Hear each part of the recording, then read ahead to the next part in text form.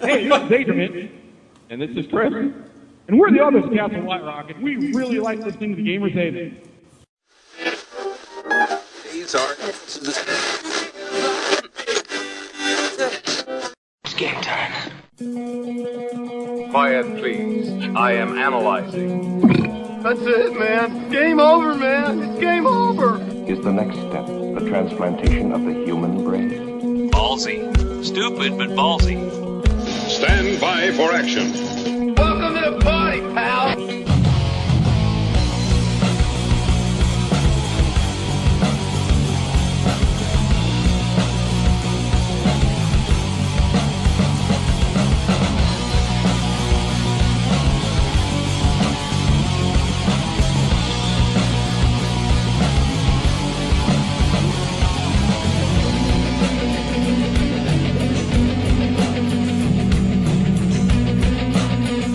Okay. Remember, we're not dealing with an intelligence on our own level. Bring in the logic probe. Ooh. End of line. Well, welcome back to the wonderful Gamers Haven podcast. It's been a while since we sat down and recorded. We were recording on November 2nd, 2008. We record? We do, apparently. Yes. A lot. We've been just not recently. We've been relatively busy or lazy or both. Really depends on how you want to look at it. I've been lazy. They've been busy. I've been moving out of my apartment in small bursts. Yes. I lost my job. That was fun. And now focusing entirely on school right now and helping out at my mother's house. So I am officially become the 28-year-old living in his mother's, not living in his mother's basement. So. Living in his mother's house. Living in my mother's house. But that's fine. We can thank the economy for that. Yeah. Every one of us has been hit by the economy in some way, shape, or form. Ethan lost his job. I haven't been able to find a job. I was working a job for a company doing wiring for networking, but I got really sick and I couldn't do it anymore. And so I wasn't going to sit there and have them wait. A kidney and a lung removed. Yes, that's why I talk with this raspy voice now. You've always talked with a raspy voice. No, it's not that raspy. But we're here. Jeremy's here freshly with a haircut. It's true. Yeah, I just noticed that. Yeah, nice haircut. He had his ears lowered, I think. Yes.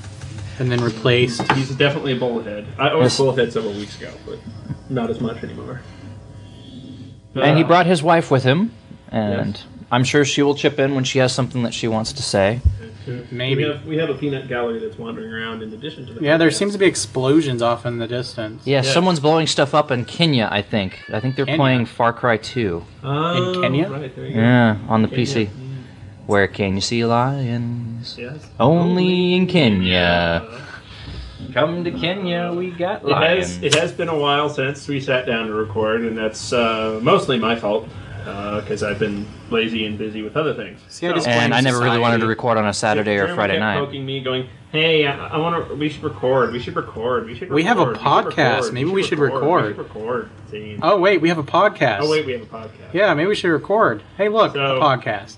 This episode is really sort of a catch-up episode on everything. We're going to catch up on a lot of reviews. We're going to catch up on just sort of the general state of gaming, what we've been doing, that sort of thing. So please enjoy the show. We'll be back after this.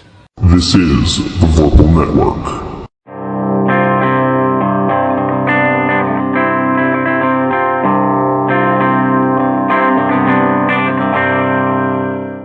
This episode is brought to you by RPGBomb.com, an online service that allows their members to set up unique personal profiles that can be linked together through networks of friends and associates. Deep within the heart of the slums, in the rat-ridden city of Punjar, the Beggar King weaves his plots. From the tile rooftops to the filthy alley sewers, even the bravest of sellswords tremble before the Beggar King's fell secrets. Now you must bring his reign to an end. For more information, visit www.vorpalnetwork.com or www.canadiancrusaders.com. Sellswords of Punjar, an adventure for characters of levels 1 to 3. Published by Goodman Games.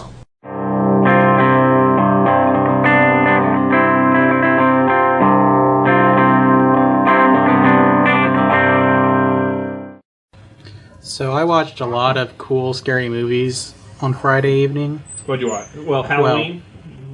Halloween. So okay, let's go ahead and kick it off. It's November 2nd, so obviously Halloween is fresh on our minds. Jeremy, you said you watched some scary movies. Yeah, we our front lights burned out, so we knew we weren't going to have any kids stop by. Nice. So we didn't buy any candy. You didn't have any kids stop by at all? No, which was cool. I don't really need any to stop by. So anyway, we didn't have any candy, but I did watch. I'm not saying good movies. Oh no! But I mean, come on, really, it's Halloween. You're not supposed to watch good. I watched 4 movies at the same time. Although we did watch Poltergeist last night. That is a good movie. Well, I watched. I believe it was House on Haunted Hill. Which one? First one. Oh no, not the original. Not the original black and white, but the one the with, remake. Like, the one that Jeffrey Combs. And, yeah, the one that was actually scary. The good one, right? Yeah. Well, no. Well, the original one's not bad, but the original one was also made. What? This is the one. Maybe it wasn't 1950s. House on Haunted. 50s, It's I the actually have one it. with the insane asylum that locks up. Yeah, that's House on Haunted Okay, Hill. so I watched the With, first like, one. Jeffrey Rush. Yes, okay, I watched the end, like the half to the end. Then I watched, during that, I was also watching a 60s Lovecraft movie. The Dunwich Horror? Yes, Oh, God. I was watching that. No, With, the one you were Eddie- watching at that time? with That Dean was Return to Stockwell? the House on Haunted Hill. No. I watched both. Oh, you did? I watched oh, I'm sorry. because then I followed it up with Return, We did and that one once. movie we kept Yeah, going. that one year, that was so bad, I yeah. watched that. Then there was some other. You have the HD DVD version, which is Yeah. the choose your own. Yeah, I got it for choose your own $15. path one. It was terrible. We went through. We tried tons of different paths. There was one where I got everybody killed before they ever even got to the house. The Dunwich Horrors, though. That one. That's the one with Dean Stockwell, right? Yeah, they Fun did. elite guy. He's Wilbur Waitley, I think. I don't remember him being in it though. Yeah, he was. All I know is that the way they did the The music. movie version I'm remembering has Dean Stockwell in it, and he's Wilbur Waitley. Well, let's just say that there was random nudity throughout the whole movie. We like and then there was Covered in, like, face the paint and monster itself was kind of cheesy, but I got to say the atmosphere was really pretty cool. The movie was about preparing the guy's girlfriend for birthing the spawn of Satan, which has nothing to do with the actual Well, it story. wasn't Satan; it was the old ones. Well, They said the old ones. Did they call it the old ones? Yes, they did. Throughout the whole movie, he was trying to call the old ones up. And what was funny, when they walked away at the end of the movie, guess what? She was pregnant. Yeah. And they actually had Cthulhu-esque stuff. He was casting spells, and he had weird gems, and he was like doing weird symbols with his head, and all sorts of stuff. Anyway, so I was watching that. I was watching another movie. I thought it was terrible. Yeah, but it was Friday night. I was like, Yeah, I don't it's really care. Halloween. What are you gonna do? You gotta watch crap. So there's that. Then I watched 2 random cartoons. Kargath of Barbaria, which is back on for a little bit. Sadly. Oh, God. I watched the first one. I still say the first one's funny, though. I was not that impressed with it. But I watched that. Then I watched some random cartoon. It was like the club of gamers and role players comics or something. Basically about these 4 guys who have a club. And it's just a normal routine, except they're violent beyond all reason. And the city they live in is violent. And it was just geeks on rampage. It was funny. Funny stuff. We like Geeks on Rampage. Yes. I watched Dead Space Downfall Friday night, Halloween night. Which, if you guys haven't seen that, it's basically the prequel to the actual Dead Space game. Those of you who haven't played the Dead Space game and you're looking for something that might scare you, Dead Space is actually worth picking up. The Dead Space Downfall DVD is a animated prequel to the game to tell you what happened before the game starts. I'd recommend watching it after you play the game, because otherwise it just kind of ruins the whole atmosphere for the game, period. But it was fairly well animated. It was obviously animated by an American company. Mm-hmm. The artwork style is very, very, very, very simplistic. And it's obvious they use a ass ton, there's no other way to describe it, an ass ton of CG, because they were too damn lazy to actually draw all the artwork. It's like all the backgrounds are CG, and you're like, that doesn't even blend with the animation. Yeah, good job. Takes a long time. Yeah. Okay, now for me on Halloween, at my mother's house anyway, my mother was working. My brother was recovering, or still is recovering. Hang on. Anyway, my brother or still is recovering from some minor surgery. He had done some outpatient surgery. So his wife Eunice was basically dealing with that, and I was in charge of handling the little kitties and the candy. So, being that we have vicious, maniacal hellhounds at my mother's house, I sat out on the porch with full of candy, and it was a gorgeous night out here. About 70 degrees. I don't know what our listeners had to deal with on Halloween, but out here it was beautiful. Clear night, gorgeous night. I wired up my laptop and used my laptop speakers and piped it outside and listened to the old 1938 broadcast of the War of the Worlds. Oh, sweet. The Mercury Theater broadcast of Dracula. I listened to the old radio broadcast of the Dunwich Horror, ironically. You were going with quality. Yes. I was going with quantity. I also found some audio recordings of some H.P. Lovecraft stuff. I headed over to yogsosoft.com and picked up some of their H.P. Lovecraft audio series for our the Nameless City, Nyarlathotep, and others, and also found a reading of The Raven. So it was, that's a lot cool. of fun. It was entertaining. It was enough to keep me entertained for several hours. So we had a good smattering of kids, as Nathan did. Yeah, we had about 30 kids, which was impressive because last year when we set up for Halloween, we got 4. It was like rolling my sneak roll for D&D. We got 4. But this year we got a ton, which was awesome because we were able to hand out a whole lot more candy than last year, and we still have candy we had a left. good amount of kids. From what I understand, we had less than we had last year. I think a lot of that's because there are a lot of places that are around here that were having little like schools, churches, some having retail parties. places Yeah, up at the Great PetSmart. Hall and place like that. We're having trick or treat events. Yeah, so trunk kids or- could come It's out between 4 and sometimes 6. safer. No, Yeah. I understand why parents are doing it because it's safer, and it's a completely off on a tangent, but I think it's sad we live in a day and age where You can't go trick-or-treating through your where neighborhood. we have to think that way, but Yeah. anyway. But yeah, PetSmart up the street on 119th had what they call trunk or treat, where they filled up their parking Yeah. lot full of people's cars, and you went between cars. And actually, that whole shopping center right next to that, Yeah. next to PetSmart at 119th, Yeah. had a big thing from like 4 to 6. Yeah. And it's like everyone was doing stuff out there, but it was entertaining. See, I was pretty much Nathan- okay not having any kids stop by because damn kids need to stay off my porch. Nathan and Becca threw their Halloween party, which was a great time. On the 26th, yep. Yeah, had a good time. Played some board games. Watched some really bad movies like Black Sheep. That's a And funny Creep movie. Show Zombie Sheep. What can I say? and Creepshow 3, which had nothing to do with the other Creepshow movies, and was a smattering of stories that were so horrible that we couldn't even watch it. I had to Yeah, go bad. downstairs to play board games. You know how it goes. There are movies that are so bad they're funny. Then there are movies that are just Bad. Yeah. This was just bad. Bad. It was painful to watch. And no one wanted to watch Feast. Speaking of bad movies, I just recently watched. Yesterday, I watched Ultraviolet. Oh. I've seen that Yeah, movie. don't see that movie. It's terrible. I've seen that movie. It's I'm really sorry, sad Jeremy. that it's from the guy who did Equilibrium. Yeah, well, you got to make a bad movie once in a So while. you got to wonder: was Equilibrium his fluke, or hopefully, hopefully, was Ultraviolet is his fluke. Fluke, because yeah, bad. Anyway, that was our entertaining Halloween festivities. To go way back, one thing we did do, that at least I'm a part of, is the Fistful of Comics guys, the Tome Show, and the Gamers Haven joined forces like a, like The whole unholy like triumvirate. Devastator and the Constructicons. We joined forces like Voltron and formed the Vorpal Network. So we're all now on one big thing called the Vorpal Network. So enjoy that. I like the unholy triumvirate better. Yeah, we could be. That's our secret name, I guess. Really. And technically, there's 4 of us that are heading the thing up. So it's, Quadrumvirate? I am quadrum. Drumvirate? Yeah, Quadrumvirate? Fearsome 4, whatever. Yes. The Fearsome Four. Instead of the terrible Fantastic 3. 4, so because that's already taken. Poofters. I take that all back. I love the Fantastic Four. Anyway. Yeah. What else? Let's see. Well, let's go ahead and just start at the top of the list, really. We should probably get our Gen Con, at least a little bit of our Gen Con stuff out of the way. Yes. Nathan and I made it to Gen Con. And my wife. So, and Becca. Becca made it. Say hi, Becca. Hi. I would actually pick that up. Sweet. She's in another room. Yes.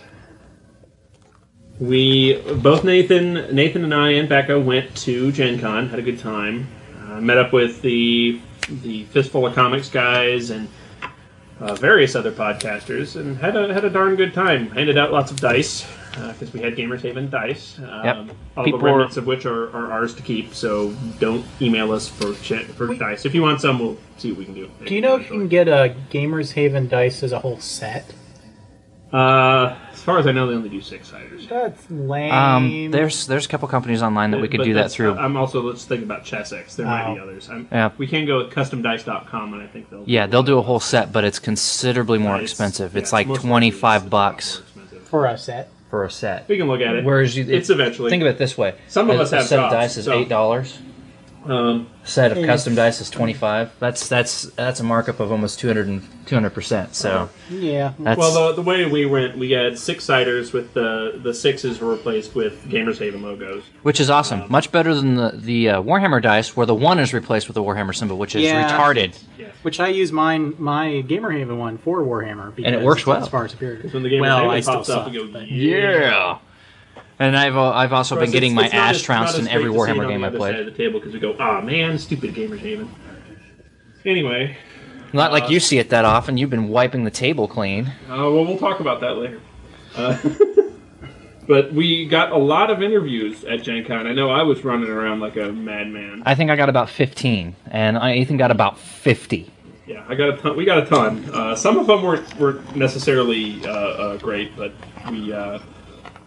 we have one interview show out, working on getting the other one all edited together. I had the benefit of sitting down with both Steve Kenson and Robin Laws for about a half an hour apiece and talking to them very one-on-one, which was great, because obviously anyone who listens to the show knows how awesome we think Mutants and Masterminds is. So we were I was doing my best to remain out of fanboy mode and being the objective podcaster that you all know that I am. Yes, Ethan, also known as the Lucky Bastard, because I wasn't aware that he was doing those interviews until after they were done.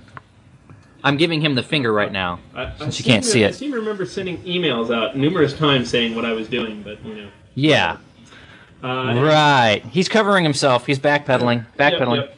Hey, I'm a journalist. I'm allowed to. Robin Laws managed to sit down with Robin Laws for a while. Anyone who listens to the show also knows we're a big fan of his because he did Feng Shui. He also did Trail of Cthulhu. Not Trail of Cthulhu. He did the Gumshoe system, which was a really good system. My Ken Height, who I did not sit down with this year. I did get to talk to him, but I did not get to record him because my recorder was not working. I talked to him at the actual booth, and he's a very nice guy. He's got a great voice for podcasting, great voice for radio. Yes.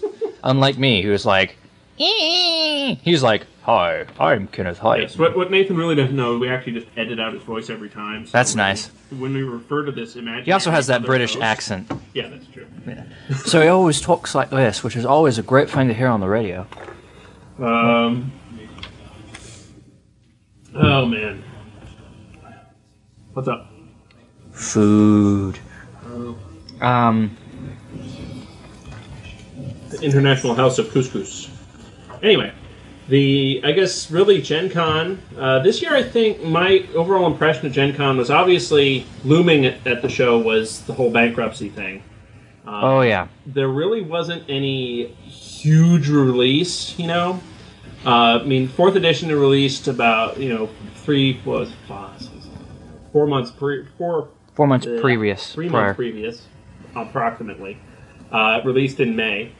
So it was there. It had there was a lot of 4th edition stuff going on, but because the WotC still hadn't ironed out anything with their GSL, only Goodman Games was really selling anything ironclad as 4th edition.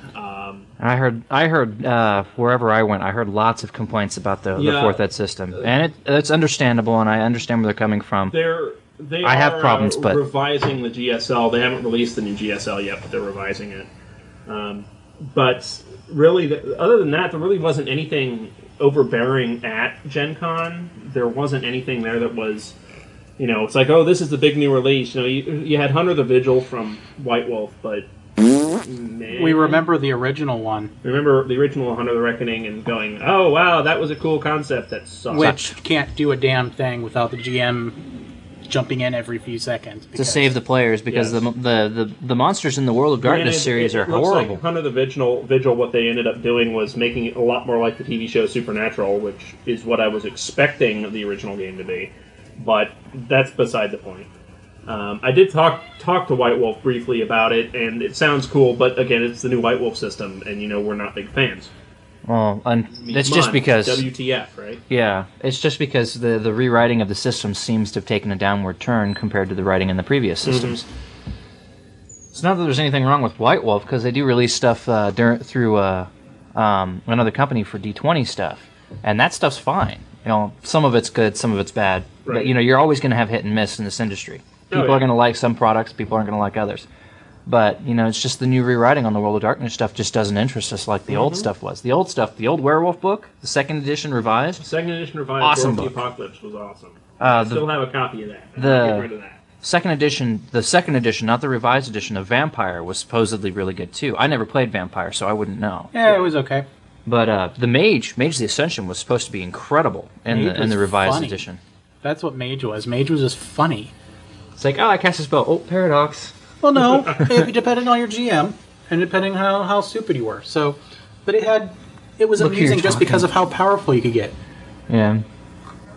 What was the kind of paradox that you could have that was? You could get tons of paradox. Oh gosh, I can't remember what they called it. It's like incidental paradox or something like that. The paradox that could happen of just basically a Reality rejecting what you're doing. It was never detailed well enough in the book. Yeah. To sort of give you an idea of what the GM. It was sort of at the GM's discretion, and the way it sort of read was GM fiat paradox, and it was along the lines of here I am inside my character's apartment, and I have to. Now that's not good, though. I have to, hey, my character's a correspondence master, and I can teleport things long distances. Well, I need this gun, so I reach into a drawer and pull out this gun that's actually 30 miles away, and I have to make it look like I'm reaching into this drawer to pull it out when I could just have it appear in my hand. Yeah, we never played it that way. And I got paradox for that. Yeah, we never played it that way at all because that was a waste. Yeah, and I can't remember what they called it in the book. I don't have my book with me, but it was. I like Mage. I like Mage's system, and I hear Mage the Awakening is good. But again, it's the new White Wolf system. Yeah. This isn't a review of the White Wolf game, so but we can tell them. This what is we our think. loop bag episode, so we're all over the place. Right now. Yeah. But we're not big fans of the new White Wolf system. Fans of the old system, yes. Fans of the new system, not so much. But at Gen Con, I managed to play in a lot of stuff, actually. I managed to play in a game of Spirit of the Century. Overall, my impression of... I can finally get this out here, because I've read the book, and I've now played the game, and I've now run a character creation session of it. Which was fun. Which was fun. But I gotta say, that was the most fun I've had using that system. Playing it...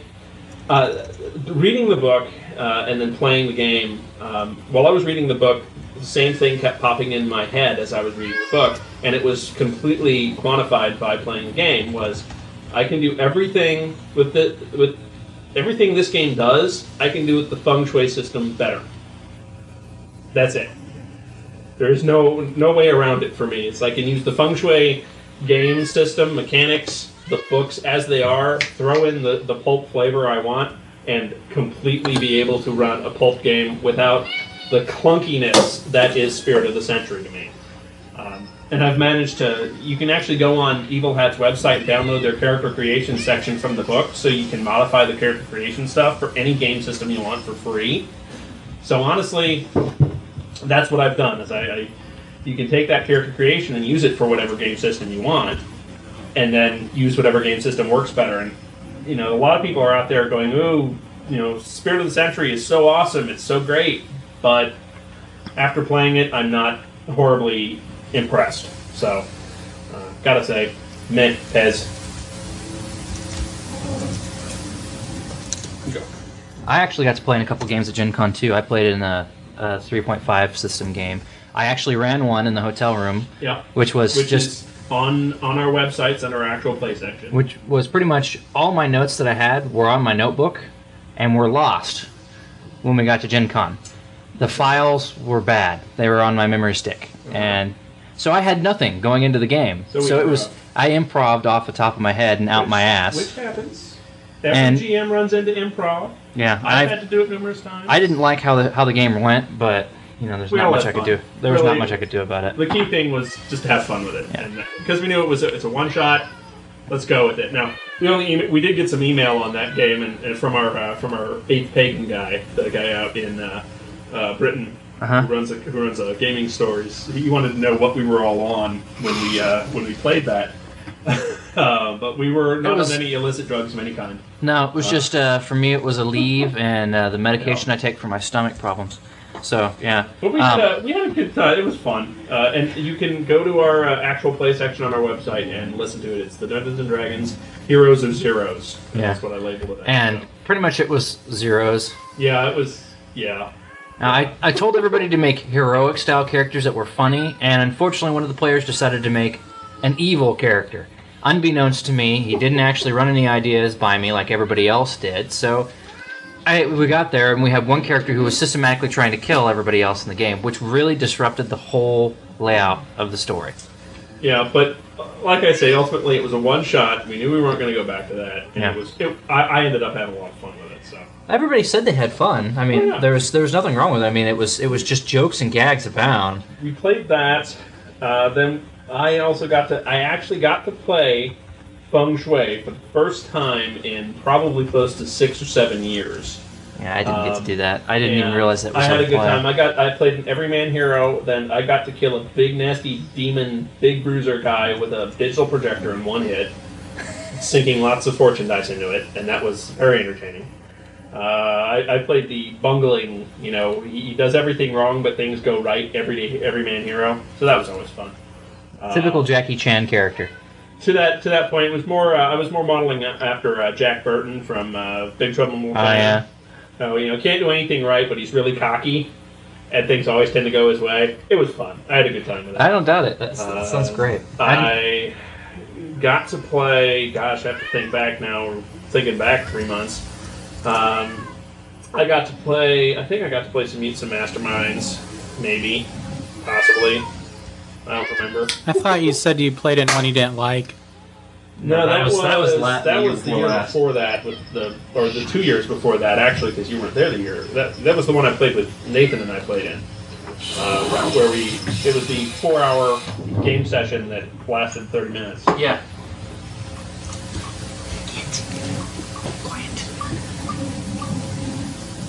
Sorry.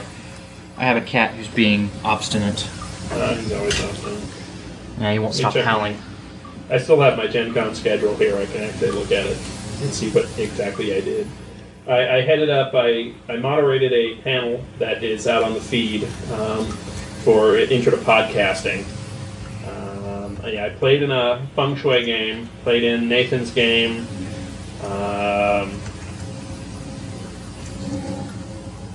And I did play in some Masterminds game, but for the life of me, I can't remember anything about it. So it must not have been very good.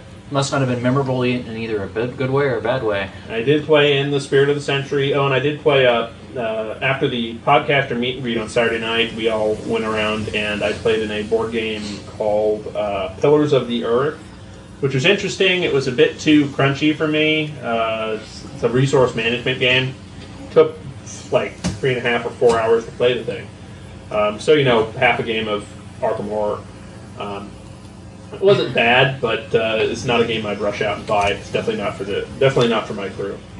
No, we'd get bored within 5 minutes of playing it. Yeah. As far as interviews that I did, I know I talked to the Champions Online guys and the Hero Games guys. I was ironically stood up by the Warhammer Online Mythic Entertainment people. I showed up for my scheduled interview and the guy wasn't there. I hung around for 15 minutes and they weren't there, which is really amusing. For various reasons I can't go into on the air, but anyway, very amusing. I passed on my annoyance to their press people, and yeah. I did get to sit down. Nathan bugged me enough, and I went and sat down with the Alpha Omega guys at Mindstorm Labs. They have a new product coming sat out. down with them. They're the Alpha Omega guys. Did they decide to print it normal this time? No, it's going to be in the same layout. I talked to them about that. And I asked them about their choosing that format, and their way of describing it was their games are in widescreen. Yeah. So I mean, they have pretty deep feelings about it. They want it that way. So they wanted a book that actually matched the cinematic style of the gameplay. That's they feel it should fair, get. And that's exactly how they explained it. And I understood it, but the fact of the matter is like, look, it just doesn't sit on the bookshelf. They still put out a quality product. It's still a good game. It is. It looked. I mean, the first one that they put out looked neat. I just don't think I would play it. Is the problem. Right. I went through character creation with it because I have the book here because Jeremy left it here. And the character creation is kind of fun. I knew you and Becca were taking turns flipping through it. Yeah. Well, it's a beautiful book. Yeah, the book is beautiful. The way you actually make characters is interesting. But yeah, the layout sucks. And I told them that when I talked to them. And they asked me why. I was like, look, I can't fit it on my bookshelf. And they're like, well, you can stand it up. I said, no. Then I don't know what book it is. Yeah. It's like, if I can't see what book it is, I'm going to ignore it on my bookshelf. I'm not going to care. Yeah, and it's entirely an aesthetic thing, and we've talked about it when we reviewed it. I think it's a cool book. I think it's a cool game, but it being in its quote-unquote widescreen format just is really pretentious and annoying to me. But that's just me, really. No, I agree. Of course, this year, getting into that, there was the wonderful ENnie Awards, which I'm having an issue with the ENnie Awards for various interior things that have been going on over there. But did anything that we chose win? I didn't even pay attention. Yeah, a few things. We were spot on. Our best fan product went to DungeonMastering.com, which is a good website. A lot of the stuff we thought really would get it, got it. Some things just got it, I think, entirely for the fanboy aspect. Like the cover art went to that Pathfinder #1. It was not the best which isn't cover great art. cover art. I mean, it's good artist, but man, and Scion God got the silver on it. Changeling was represented by the Changeling fan base. Ooh, Changeling. And it was very obvious that you had Paizo and White Wolf people voting a lot. There were nobody else could be buggered to do so. Yeah. Trail of Cthulhu got silvers for like best writing, best rules, that sort of thing. I was impressed that Star Wars Saga won quite a few gold ENnies for like rules. Let's see, it got rules. It got best D20 product and got best game.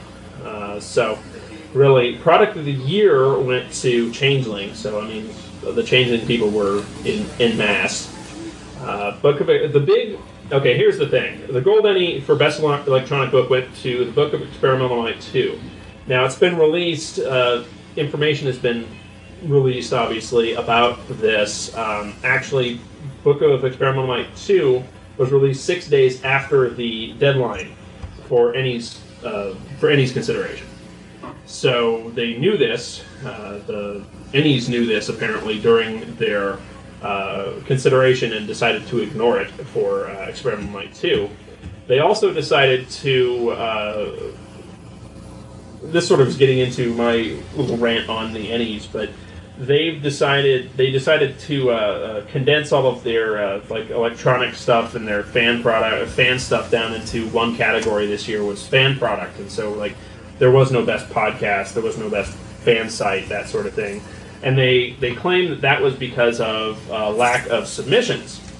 When really, the amusing thing is they needed at least 10 submissions from 10 different places, and that's fine for a category. That was the number they had.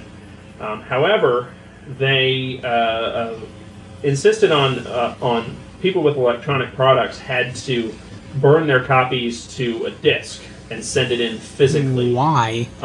Which was really, really dumb. I'd say it continues to be really, really dumb.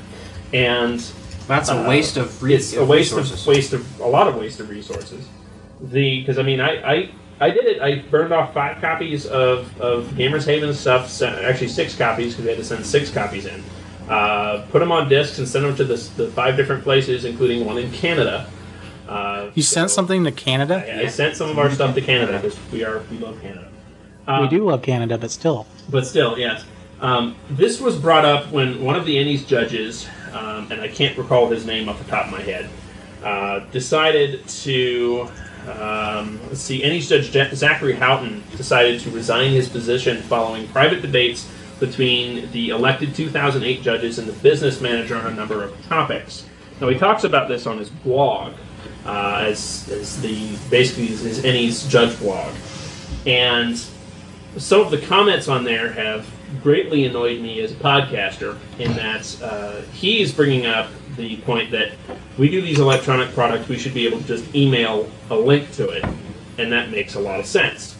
Now, Ennies counters with the products, the excess products that they have, and any revenue and whatnot goes towards charity, and they think that they're saying if we are allowed to email things in, we should have to pay for our submissions. Well, my problem with that is a lot of podcasts don't make money. Yeah, we don't have any money. We don't make money off this. You can't compare us to like Malhavoc Press or Green Ronin or places like that, or Ronin Publishing that put out an RPG book for sale as a PDF because they're selling that. They're making money. We're putting out our product, our show, for free. We do not get advertising money. We do not get anything of the sort from us. Any kind of money we get goes towards our hosting costs. Any kind of money we get is quickly eaten up by equipment and that sort of thing. We do this because we love it. Yeah. It's the same thing for the gaming hobby. Yeah, and also to mention the fact that some people come up and say, well, you guys have a Cafe Press store. Yeah, but if you look at the prices on our Cafe Press stuff, of which there's nothing. We've sold nothing from the Cafe Press store to anyone but like me. So. Can you pause it? Because I'm going to use the Hypes machine, and that's going to come over. As I say, not as I do. Here's my question about this, because I could care less about the Ennies. Really, when it comes down to it, I don't give a damn. Yeah. But here's my question about the Ennies. Do they raise the sales of books that we know of for a fact? Well, they did the year before last for me because there were several products. It was the year before last that were so interesting that I actually went out and I purchased them. My question is, how much do they affect the actual sales of books? If you listen to our Ennie show, the big thing this year we went on and on about was the lack of anything, lack of impression that anything was making on it. So, there was 2 books that were interesting, and I wanted to pick them up at Gen Con, but I never found the company booths. The thing that I would rather have than an award system is just more and more things like podcasts and other things that allow you to get the products out without a large expense to the people making these books. Yeah, one thing Ennies is just one way, but I'm just curious. I mean, perhaps how much it raises the, I would say we should just do our own little awards every year. I'd be happy with that, but really, what's the point? Yeah, there's really no point. Because we're a small little podcast, no one's going to care what we say. My thing is just reviews. The thing is this: a lot of people who game do a lot of internet stuff now, right? Mm-hmm. There are 4 major search engines. There's Google, there's Yahoo, there's MSN, and there's what's it called? It's either Ask Jeeves or Lycos. I can't remember what the top 4 are, but it used to be Ask Jeeves, but now it's, I don't know. Ask.com. It's really all. But the top 3 are MSN, Google, and Yahoo. Google being the number 1, followed very closely by Yahoo and MSN. I'm not sure which one's number 2, but all 3 of those places have the ability to do news as well. Why is it that they're not actually covering products like that? I mean, that's most people's home pages. Oh yeah. My home page is Google. And I have a secondary setup as Yahoo because I have email through Yahoo because I've had email through Yahoo since as long as I can remember. I always start when I go to the internet on both of those sites. If they had something up somewhere, entertainment, under entertainment, role-playing games, I would be interested to go look at products. But is there any advertising money in it? Well, that's the question. I don't know how much, other than WotC. But there could be attention drawn to products that way. Right. Well, true, but how much money from all these companies? WotC is huge. I mean, they have Hasbro behind them. Mm-hmm. They can do a lot more. And I don't know. It's always bothered me how underground Even in this day and age, gaming is. I mean, the other awards things that are out there. I mean, you have the Origins Awards, which have gone up and gone down, and really its current state is sort of okay.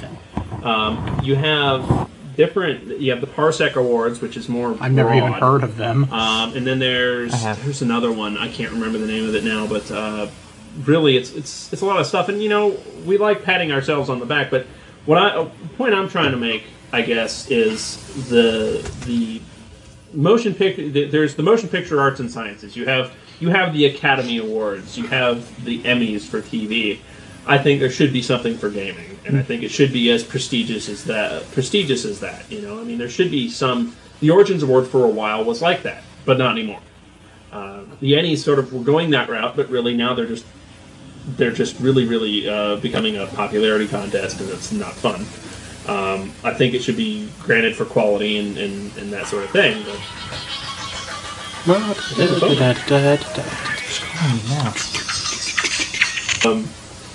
Really kind.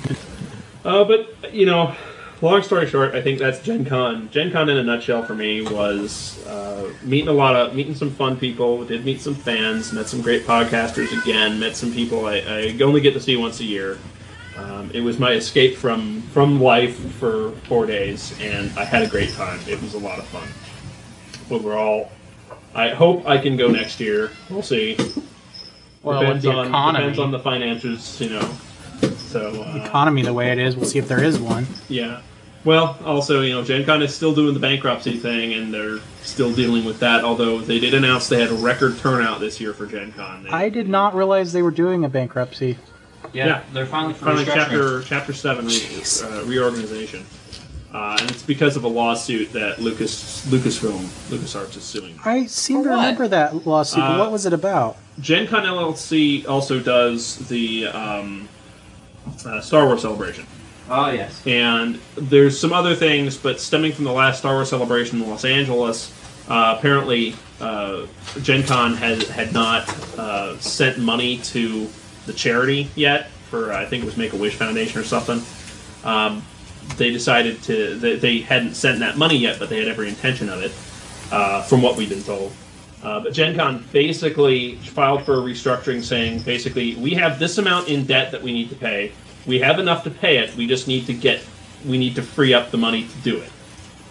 That's where they're at, and they managed to get a stay so they could still do Gen Con. They canceled. Basically, they have started licensing out the Gen Con name to other shows around the world. They canceled Gen Con SoCal, and they basically went ahead and did Gen Con Indy, and that was their big show. And they pulled it off without a hitch. I mean, they had, I don't remember the exact numbers they sent us, but they had a lot of people there. Yeah, there was a lot of people there. It was the biggest turnout for Gen Con ever. So they had more people turn out. The one big complaint I've heard, the one big complaint I have is they did not do the family discount thing on that Sunday. They did it last year. They didn't do it this year. I think that's a mistake. They should get that back to get more families in. But yeah, I agree. Obviously, one of the big things this Gen Con was the Gary Gygax tribute. There was the ginormous die that sold for $1,500 at the auction, cool. The charity auction for the charity auction for Fisher House. Oh yes, the story for the Gen Con auction. It was originally going to go to. Originally, the charity was supposed to go to the Christian Children's Fund in honor of Gary Gygax, because it was Gary Gygax's charity of choice. Mm-hmm. However, they made arrangements to raise money and give it to the Christian Children's Fund, and Christian Children's Fund then found out that some of this money was going to come from proceeds from Dungeons and Dragons sales, which we play the evil music at this point. That they say, quote, was tainted by D&D, meaning, and they then declined to take this money. Stupid. They went to Fisher House, which does a lot of stuff for armed forces and other and homeless, all that money. And I'm sure that discussion was along the lines of, "Hello, Fisher House. Christian Children's Fund doesn't want this money. Do you guys want it?" And the Fisher House went. They said what? Yeah. We don't care if it's been tainted by that. We'll take that. We'll be fine. So yeah, so you can head over to the Gen Con auction website and check out their little discussion about that. But it actually got national news. So Christian Children's Fund sort of got boned on that.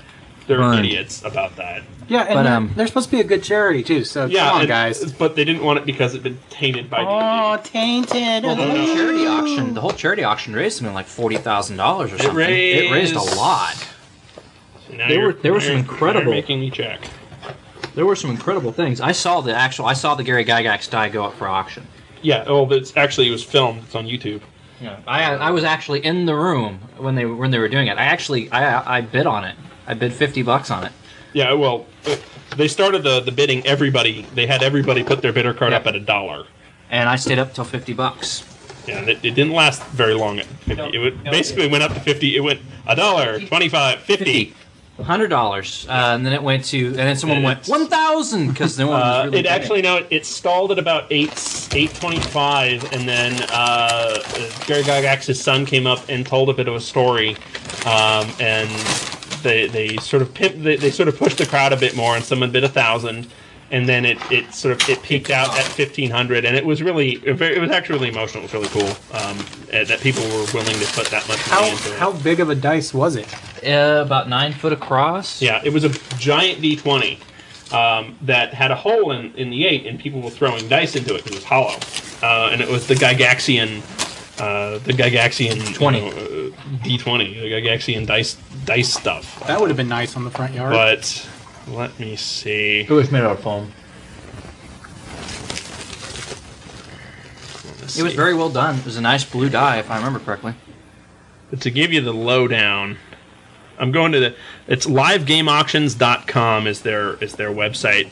The amount raised at the Gen Con 2008 auction was $17,398 for Fisher House Foundation. That's cool. I thought it was a lot more than that. Nope, $17,398. The huge 20-sided die sold for $1,500. You can see an event for it at YouTube. But yes, when the Christian Children's Fund found out that the money would come partially from sales of D&D, they decided not to be the sponsored charity. Instead, Fisher House Foundation went, "We'll do it," and they now have $17,398 to, But they donate comfort homes built on the grounds of major military and VA medical centers. So that's what Fisher House. You at least have to say that good old Christian, Children's Fund stood on their morals and didn't accept money from. To give you an idea, in the difference here, Gen Con 2007 charity auction went to Crystal House. They only raised $9,800. So this year they raised almost double that to $17,000. So good for them. It was the most people I've ever seen in the auction house ever. It was very cool. It was very, very cool. But really, that's what Gen Con was for me in a nutshell. I was just proud to be amongst so many cool people. It was a lot of fun. I was trying to get an interview with the people that did the auction, and we could never get times to work. They're so busy. They're so busy. Constantly. They're insanely busy. We need to help them with their computers at some point, because, man. No. I wanted to send them a bunch of the computers I have in the basement, but I was fiddling around with them, and most of them weren't on Windows XP. Ah, sad. Yeah, so unfortunately that's not going to work for them. They need computers that run XP. Yeah, if you have any old computers that might run Windows XP or will run Windows XP, check out GenConLiveAuctions.com or just, liveauctions.com and talk to those people, see if they want them. Because they need more. They don't need monitors, they just need towers. Just need towers. If you've got an old tower, yeah, let them know. But all in all, Gen Con, big success, a lot of fun. Nothing blew me away at the con. Saw a lot of cool costumes, got a lot of cool pictures. The gallery is up. Which reminds me I need to get pictures from you guys so I could put that on the website. But yeah, that was Gen Con. I know we sort of went on and on about it, but that's Gen Con. We'll take a bit of a short break here, and we'll be back.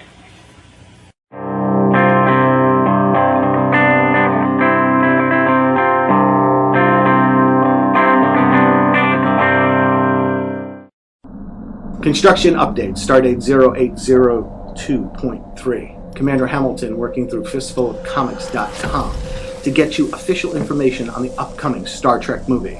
Using links on our site, you can go to the official Paramount site, download trailers and icons. Every time you link through us, we get more information which we will be passing on to you. www.fistfulofcomics.com/Star Trek. Boldly go. Go often.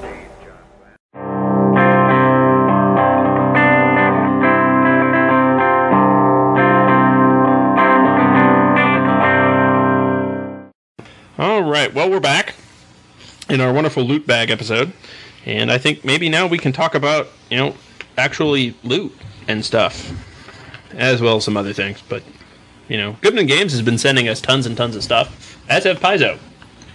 And a lot of it's good stuff. Mm-hmm. Also, we could talk about some of the stuff we actually brought back from Gen Con, I guess. Yes. Unfortunately, I can't find a couple books. I got a PDF print-off of something from Trail of Cthulhu. It was one of the books that was... It was not a full book. It was part of a book that was coming out. Mm-hmm. Something to do with I think it was with the Esoterists, but I've misplaced it. The other thing I got from Goodman Games. I got the actual one of the X game adventures for the Coney Island Crawl, which I read through, and I read the whole adventure from front to back, and was actually really impressed with it. And that's for X done. Crawl, wasn't it? Yeah. Yeah. That was actually a really good one, and I've misplaced it. I know it's in the house somewhere because I brought it home. Where it's at now, I don't know. I was also given a book by a man by the name of Jeff Poutre. I think I'm afraid I'm mispronouncing that. It's French. It might be Poutre. It's a book, short stories written by various different gaming creators, called Of Dice and Pen. I've read it from front to back twice now. The short stories in it are very well done. A lot of them are really short. They're real short stories. Good book. Highly recommend it to anybody who wants a bunch of short stories by game creators. This is the book to check out, even if you're just curious at the writing skills. Let's see real quick here. There's Trail of Cthulhu, Stunning Eldritch Tales. There's the Trail of Cthulhu Player's Guide coming out. Foreshadow. Oh, that's music. Shadows over Filmland. That's all still music. No, I think this was a Gumshoe system book. Because it had to do with the Esoterists. Okay. Which are who? It's another Gumshoe book. The Esoterists. But I got to talk to Kenneth Hyatt. Esoterists. Very nice guy. He actually elucidated for me what skill you're supposed to use for breaking in doors. Because there is no actual skill for forcing. Esoterist, Book of Unremitting Horror, Profane Miracles, Six-Packed, Albion's Ransom, the Esoterror Fact Book. It was the Esoterror Fact Book, I think. Okay. Which is out now. So what skill do you use? It's not out yet. Use the athletics skill. It's not out yet. Makes sense. Yeah. The Esoterror Fact Book is not out yet. It's not out yet? No. But you use the athletics skill, actually. Which makes sense. But, when you look at the book, you're like, there's no skill for breaking a door open. How the hell do I break open a door? Can't. So I asked him about it, because it's like, there's a lock-picking skill. There's, the skill to destroy locks with demolition. But how do you force a door open with pure strength? He Doors goes, are impossible. He says you use athletics. I was like, yeah. You might want to, when you reprint the book, you might want to put an addendum next to the athletic skill. Use this skill for forcing doors open, because everybody I've talked to that played the game had the same problem I did, was there's no skill listed for breaking open doors, and they hated it. Break them open. They're impossible. Yeah, but you can. Damn you to hell. And it just goes to the point that some of us aren't smart enough to realize which skill actually works with, and I am guilty of that. Because I looked at it as like, there's no skill. That's fine. That sucks. But yeah. I talked to Christopher Clark of Inner City Game Designs. You might know him for the stuffed animal board game, where you basically use stuffed animals or plastic Little Green Army Men. Is that Critter Commandos? Yeah, Critter Commandos. Critter Commandos? Yeah. Right. There's the other one. It's like little green. Oh yeah. Is it I know which fun? one you're talking about. Huh? Oh yeah, fun. They're fun. I actually I actually bought this. He was willing to give it to me, but I felt I would support his company and actually buy a copy. I bought a game called Exploring the Depths of Uranus, which is, of course, a play on words about the butt. And Fuzzy Heroes. Yes, Fuzzy Heroes. That's the game. And is a play on the joke of a butt, and the picture on the front is supposed to show the planet of Uranus, which looks like a butt. Yes. And it's got little signs pointed to things like called the crack. and Site of Archaeological Dig SD2413, which is shown like along what looks like a cheek. And there's one right in the middle. It says Unexplored Crater, and the artwork for it is play on the butt. But when you actually play the game has nothing to do. It's actually exploring the planet Uranus, and it's a tactical game. You have to build up your resources and stuff. Then you fly to the planet and you do. Yeah, things like mine, the other one studies. you're thinking of is VLC, Very Large Creature. Yeah, that they do. I actually I picked up a copy of this game from a young man from Canada. Called Juggernaut, which is a really fast-paced, really cool card game. And he gave us permission to actually film it, us playing the card game and putting it up online. I'll see if we can't find a link to his actual website. He has it for sale online. I have a first edition printing, which I don't think there are any left now. We could do a silent film. Yeah. Imagination Games is the name of the. We'll do it like German Expressionists. Yeah. Black and white and silent. Wear Actually, hats. I played this game and I went back the next day with my. I had a budget per day. I went back with my budget the next day and bought a copy. He sold out of all the copies he had at Gen Con, if I understand correctly. He had about 50 because they wouldn't let him take any more through customs. Oh yeah. Without charging him a tax. No, there was 50. You were only allowed to bring so many into the country. That's pretty funny. Jeff Poutre, I apologize. I'm not pronouncing your name right. I'm sure you can send me an email with the actual pronunciation of the name. He also gave me a copy of this card game called Boot Fight, which is fun. The problem is it's if you have less than like 4 people, it's not fun because you get 2 attacks and you basically just beat the living daylights out of each other too quickly. But with like 4 more people, I think it does up to like 8. There's some games that are like that, sadly. With like 8 people, this game would be great fun because you just pick on everybody. I picked up a copy of HARP, which is the High Adventure Role-Playing System. Role-playing, which is what the old Middle-earth role-playing game. Yeah, not to be confused with MERP. Yeah, not to be confused with MERP. But the MERP system was based off of the original, and this is the new version, HARP, which has been from ICE. Iron Crown Enterprises is back. Yes, they went bankrupt because they lost the license to MERP, to Middle Earth. I think many years ago, Iron Crown also used to put out the hero game stuff years ago. I think. Is it diceless? No, it's not diceless. Thank God. Diceless is wrong. It is greatly streamlined from the old version. There's not like 4 bajillion tables anymore? No, there's not 4 bajillion tables. There's still tables. So what is the background of the... It's not Gate War. Yeah. It's a generic fantasy world. I failed my breathing check. Adventure. Not a lot of magic. And it's heavy combat oriented, but you have the ability to do skills that are not combat oriented in like some of the newer games that are coming out. But just to give you an idea, it's more streamlined than the old version, but the character sheet is still 2 full pages at like type font 8. So the character sheet is still very complex, and the character creation still has a lot of stuff to it. Not quite as bad as a tax form. No, but it's still pretty. It's still considerably more advanced than like D&D. There are some character sheets I've seen out there that are as boring as a tax form. And I wanted to give it not to give it a stab, but Blue Planet, great game. Character sheet was like a tax form. I'd like to give a shout out to Phil at Tabletop, who got me a copy of the Pathfinder beta, and he got it to me for actually a good price. I wasn't charged the $25 for it. No, it's because Tabletop Game and Hobby is awesome. Located in Overland Park at 103rd Street is awesome. Yeah, but go there and spend money now. Yes, do it now. Make sure that he stays safe through the recession. We want him to stick around. He'll be the last company to go, but I don't want it to come down to that. Go anyway. Yeah. I've read through the book. It's like the player's handbook and the DMG put into one, with a bunch of extra features and tweaks done to the character classes and stuff. There's supposed to be 2 new classes coming out, but they're not in the book, and I didn't see any reference to them, but I've been hearing that they're releasing a swashbuckler class and a new magic class for the system. Haven't seen anything on it. It's just rumors that I've heard. And just to clarify, that's Tabletop Game and Hobby at 6840 West 105th Street, Overland Park, Kansas, 913-962-4263. Yes. We're not affiliated with them in any way. But they are the best gaming store in Kansas. You better go spend your money there. I mean, yes. Or we will kick you square in the nuts. But I picked that up. If you have them. It looks interesting. I'm interested to run a game in the setting. I'm still waiting patiently to play a fourth edition game, which I understand you're going to run like one of the pre-generated adventures for us after. Once Andre's done with his, I'll probably run one of the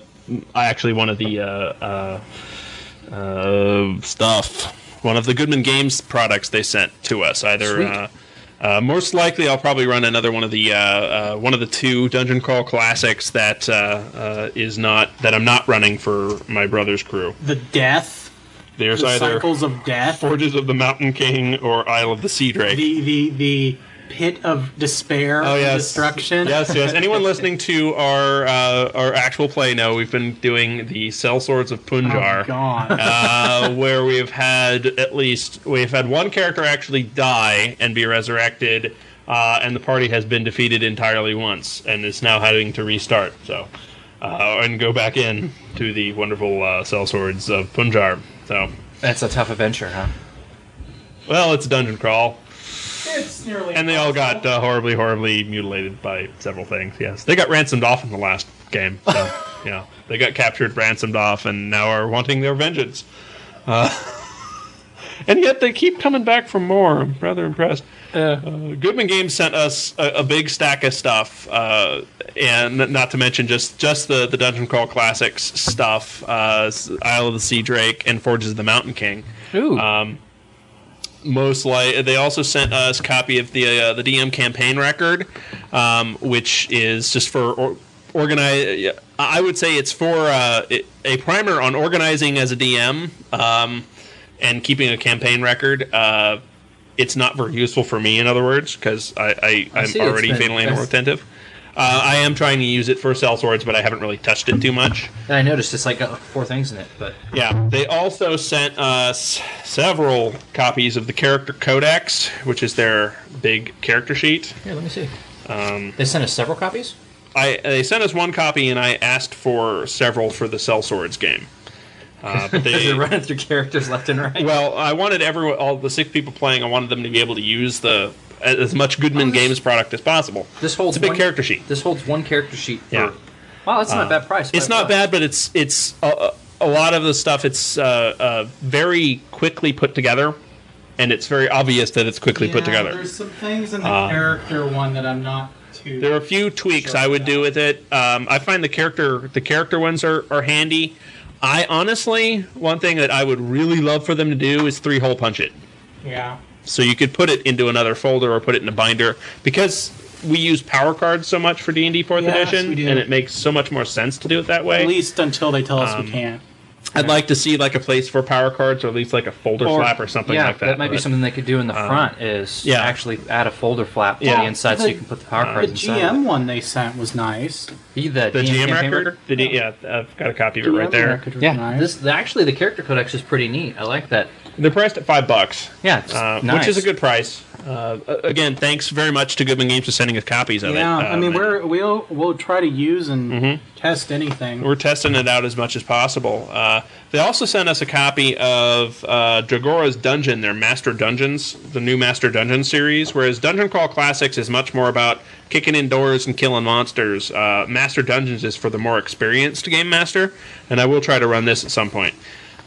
But it's more in line. It is 4th edition, and it is much more in line with thinking more 4th edition than anything else. I think the cover art is Clyde Caldwell, and I like him, but I think the picture sucks. It's supposed to give this back. And it's pretty clear that the woman on the cover actually used bikini waxes. Really? Let me see. Yeah. That's pretty. Whoa. Yeah. That's. I'm sorry, guys. Goodman Games, we love ya, but that picture is like borderline pornographic to me, and it really reminds me of the Avalanche Press stuff. And if you've listened to the show, you know what we call them. It's the role-playing game. Yeah. But the DM campaign record really isn't something I'm going to use much. Yeah. Friction. It sucks. But the other stuff they obviously sent us copies of PC Pearls, which is a collection of character inspiration. It's PC Pearls and I think Points of Light are both for their generic stuff. Yeah. Is there systemless stuff where you can use it for anything? PC Pearls is interesting. It gives you some sort of pointers for character creation, and I think it's definitely a good thing for first time players. Points of Light is campaign ideas and location ideas. They sent us all this? Yeah. Damn. They sent us a stack of stuff. They're sending us more stuff. They're great. They also sent us a PDF copy of Punjar, the Tarnished Jewel, which was their free RPG day. Is that the one that's murdering us? No, that's Cell Swords of Punjar. Punjar, it's the Punjar is it's a their book setting. that's more about the setting, and which is part of their Aerith setting for Dungeon Crawl Classics. The Murder House is what we should call it. No, we should really more appropriately the Charnel House. The Charnel House. You're yes. Right. I like these books. These books they are cool. keep coming back, you know. And also, I just showed this to everybody. The random esoteric creature generator just got sent to us. Cool. Which is a systemless game made for fantasy role-playing games and modern simulacra. Where you can, it's a random. It's a collection of lots of random tables to basically generate a monster from scratch. It gives you guidelines for making their modes of movement, what they look like, how many eyes, arms, etc., what special abilities they have. We're talking like there was like a D. There's a table in here where you roll 2 sets of percentile dice and add them together. So you have a D200 something, you know. It's interesting. I want to play around with it actually. I think it'd be great for a generator of some kind. It'd be great for my game system, considering I don't use ordinary monsters in my D&D games. And it's you know me, I'm always a fan of playing stuff that you could even say take a monster out of the monster manual, then read it, make it look different. You know, I'm always a fan of that, and it's interesting. Random esoteric creature generator for Goodman Games. I don't wear pants. Jeremy is looking at the Master Dungeon's Dragora's Dungeon book. And with horror in his face. Abject horror. And I don't blame him, because looking censored bar. Just sort of looking through the Dragora's Dungeon module, it actually looks like a very solid module. The book itself seems cool. Looks cool. Yeah, the module itself looks very good. I'm just not a big fan of the cover art. I might have to cover that up. Yes, that's... Because it just looks painful. Yes. Yeah. Anyway, we'll set that down. But I gotta say, we'll set that down, cover down. As an offset, though, the PC Pearls, that picture's pretty sweet. Yeah, that is pretty cool with the guy wearing the skull. PC Pearls is a companion book to their other book we don't have called GM Gems, which is just sort of tips and tricks about GMing, and this is tips and tricks about being a better player. I might need that GM Gems book. You can get them all as PDF. Well, I will probably pick up a copy of it, because I need all the help I can get when it comes to GMing. Yeah, you suck. Yep. The other stuff they sent us, I've just got a little list here. They did. I think we have talked about it. They sent us a copy of Eldritch, which Jeremy has, and he has reviewed. And then there's Punjar, the Tarnished Jewel. They will continue to send us some stuff, and I think since we're doing Cell Swords of Punjar, the Punjar is actually going to be a trilogy of books. So which is fine. We can continue. I read through most of the PDF versions of Pathfinder that we were sent by Paizo. That was the other thing, is Paizo sent us a ton of stuff. Yeah, a ton of stuff from PDF, too. They sent us some more wonderful Planet Stories books. Oh, yes. Jeremy and Nathan have been clawing their way through. I'm in the middle of another book, though, I will so I can't. review the Gary Gygax Infernal Sorceress today, because I'm finished with it. Real quick, I've been reading the Stephen Pressfield book Gates of Fire, which is a novelization of the 300 of 300, basically, of the fight at Thermopylae. Really good historical fiction book. Really good book. Check it out. I'll borrow that after. But we got a bunch of Planet Stories stuff from Paizo. See, Planet Stories, which is the pulp stuff. The stories are fun. Some of them are good. Some of them are not so much. Yeah, but they're just fun. And I also like that you can get an actual subscription to this if you really want to. I liked the Anubis Murders. The Anubis Murders is sweet. Yeah, and the follow-up book. Yeah. Was really good. But Jeremy had that book. The Samarkand something Solution. Yeah, which is also sweet. Which Jeremy, I actually read it from Jeremy because I don't know if it's actually out in these books yet. I will check. No, it is, because I read in Here It Is, and Gary Gygax. Yeah.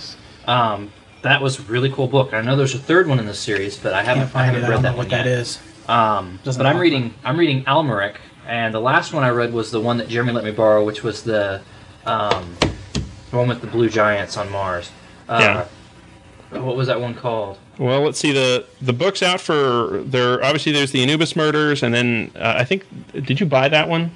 One of them. Yeah. So I think that's the only one we haven't really been sent because we have City of the Beast. Yes, that was City of the Beast. That was an awesome. City of the Beast, Black God's Kiss. Black God's Kiss. At first, you read it and you're like, "This is cool." And then you realize how sexist that book is. Yeah. Elac of Atlantis. That one was terrible. Oh God, I hated that book. Right. I did not like that story.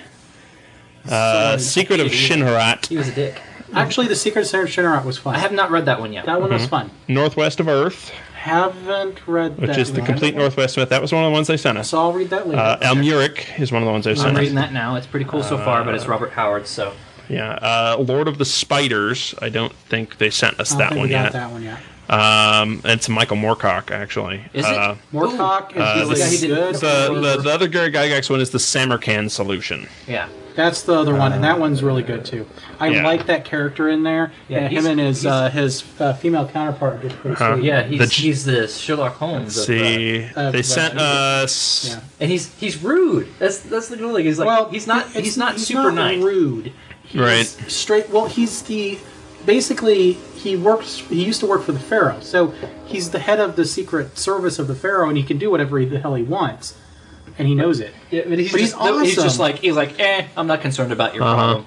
You're just like, I think we got. Did they send us Infernal Sorceress? Yeah, that's the one I read. Yeah. Okay, yeah. Which I'll be. That's another Gary Gygax one, right?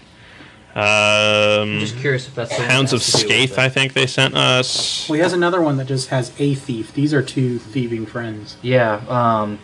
Actually, the story in here by Gary Gygax is about that specific thief. Because apparently he wrote a long book, a series of books about him, and I haven't actually read them. But why don't we get you? There's water everywhere now. Here, there you go. Use that to set your cup on, so you don't have to worry about getting water all over your book. Yeah, they're up through the Swordsman of Mars is the newest That's one they another put one out. I enjoyed. I have not read that one. So, and Worlds of Their Own. The Worlds of Their Own is also good. I'm reading. Masters of the Pit. In the middle of that one, I don't know about that one yet. Another Michael Moorcock. He's the guy that also wrote City of the Beast, isn't he? Mm-hmm. Oh, is it a fall City of the Beast? Yeah, I thought. Let me check. Yes, Michael Moorcock. He's the guy. He's the guy who's done the Elric of Melonbone or Melnibone or whatever the hell you. Melnibone. Melonbone. Elric. Yeah, Gore the Thief. Is a series of books. They talk or I've also heard it Melnibone, but whatever. However, the Elric stuff. Which is supposed to be really good. No, the other Gary Gygax one is Death in Delhi. Yeah, that's the other one that I want. Yeah, comes out in December. We'll wait patiently for that one. I will read it and I will review it. But I recommend these just as an actual. Yeah, I haven't read any of them yet, so yeah, you can just get a subscription to it. I mean, really. Then they'll send you. I think it's one or two, and it's you save on it. It's at a Paizo. You'll receive monthly volumes at 20% off the cover price. Yeah, and I think they're worth it for anybody who likes fantasy and sci-fi. Yeah, they're $12.99 a piece. And pulp. They have a big pulp feel. Mm-hmm. Well, that's what they're supposed to have, and they look very cool. They give you ideas outside of the box for games. Yeah, it's definitely good inspiration. And also, the nice thing about Gary Gygax's books, they're always Earth-based. Mm-hmm. Like, it's a different Earth, but it's Earth-based. Right. So you can actually, the places he's talking about. Yeah, you identify with the locations. But for a fantasy field, you still understand that why are there monsters in this world? Because they come from somewhere else. That type of thing. It's kind of cool. Plus, Paizo sent us a mountain of Pathfinder stuff. Yeah, I've been working my way through it. They sent us Game PDF Mastery copies. module. They sent us PDF copies of every like everything book they've ever done. So we've got a lot of stuff to look through for Paizo, and real big thanks. I want to take a moment to say thanks to Paizo, to Goodman Games, to Asmodee Editions, people who take time out to send us a good amount of stuff. Mindstorm Labs, who Mindstorm sent Labs, us a full copy of who send us Alpha Mega, will be sending us a copy of their monster book. The creatures and something. Which, if somebody else runs it, I'll probably try it. Yeah, and I want to say, I really want to say thanks to those guys for having the faith in us to take a look at their product and basically taking the time out to let us take a look. So, and we also should say thank you to everyone else that we actually don't know right off the top of our heads the names of the companies too. I do want to thank Jeff from Iron Crown Enterprises for all the information they gave me and the products that he handed to me for review.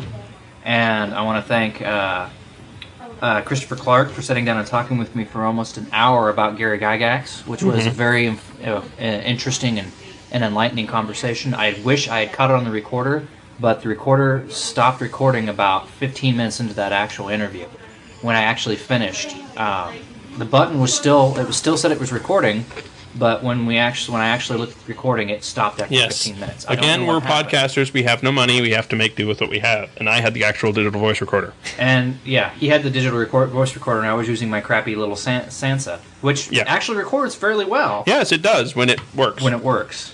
I think I lost 3 interviews because if you want to send us new digital voice recorders, go right ahead. I'm quite willing to, I can't afford to spend $80 on 2 more of those. I'll gladly sell out. Oh yeah, we're going to sell out no matter what. But we're not going to say we're not going to sell out because we are going to sell out someday. Totally sell out. We'll sell the whole Gamers Haven thing for a bag of beans. I don't care. Okay, not really a bag of beans. They have to be magic beans. Yeah. They're not magic beans. No deal. Beans that are worth about $2 million each.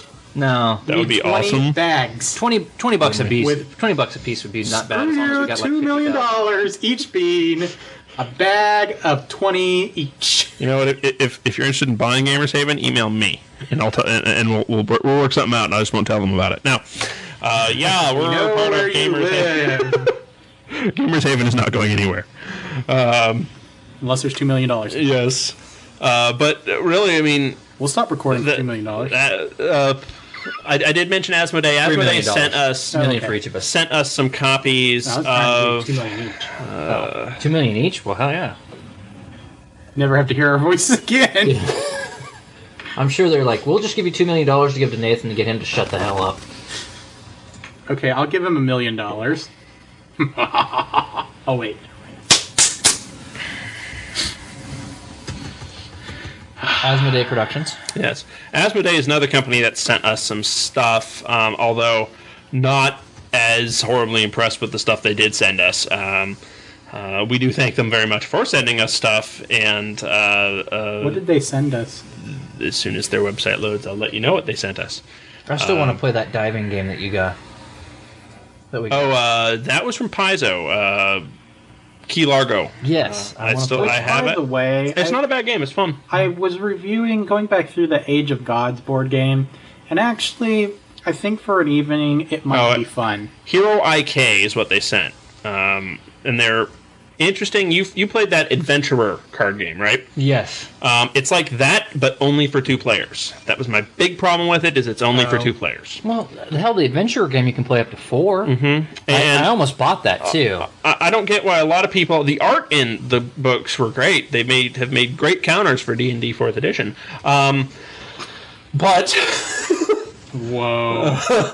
Hey, maybe I'm going to be honest. But the Adventurer card game and with this Hero IK thing is three different sets, but they're for 2 players only. And my problem I have with it is it's only for 2 players, and I don't see why a lot of people go nuts about, oh, hey, finally a 2-player game. Well, I'd like 2-player on up would be great. Yeah. Because how many times do you get together with one other person just to play a card game? But now? Yeah, not doesn't normally happen unless it's like, oh, let's play Call of Cthulhu. Usually I get together and I'm with a friend and their significant other, or it's 2 other couples or whatever. It's usually 3 or more people, and it's come on. 2-player games I think just aren't in the cards anymore.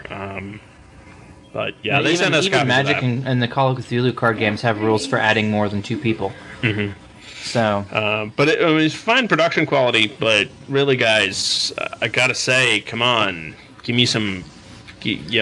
Where's the more than 2-player action? Where's the beef? Where's the beef? Yes, where's the beef? There was a game we talked about a long time ago. It was supposed to be a monster game, and over lunch, I stopped by I'm not going to tell you the name of the store because nobody likes it. But anyway, I stopped by. Yeah, I know what you're talking about. And I walked in, and they have. He's not talking about Tabletop Game and Hobby. No, located he's at talking about a place Street in Lawrence. Yes, located. But anyway, which is the they have go to Tabletop Game and Hobby. It's much better. It's just like the randomized D&D minis, which I hate. But this one's kind of funny because they're monsters. Yeah, Ethan picked a copy of it up at JCon. You can now get different monsters for that game. Oh, it's the Privateer Press new game, Yes. Monster Apocalypse. It looks funny. Is fun. It is fun. The issue I have with it is the starter sets are $20, and the starter sets are only for one player. That's sad. So if you want to play it with one other person, you got to spend $40 out the gate. Well, and it's fun and it's randomized and it's a collectible I hate randomized. And But I was so tempted to just buy one booster pack.